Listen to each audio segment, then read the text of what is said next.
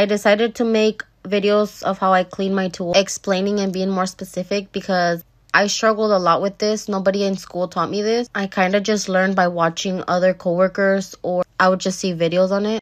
So I hope this helps you, barber or hairstylist who use tools like this. I always start by removing the blades, and then this is how it looks under the blades. You don't have to take the extra pieces off like I do, but I do like to do it because I like to really get in there and get all the hairs out.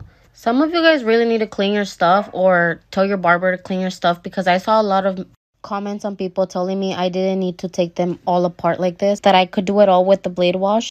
But I don't know where you guys are getting your information from, because the blade wash doesn't get to the motor. So how are you cleaning the motor and all the inside? After I take the blades off, I throw them in the high level to really disinfect them.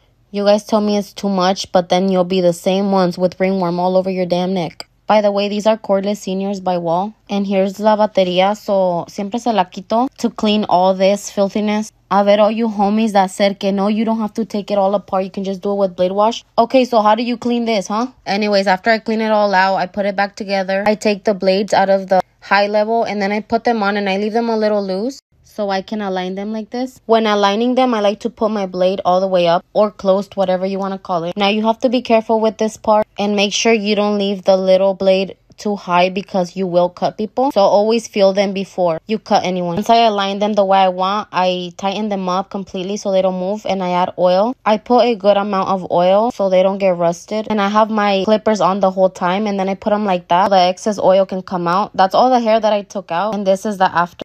I hope this video helped, and please let me know what else you guys need help with.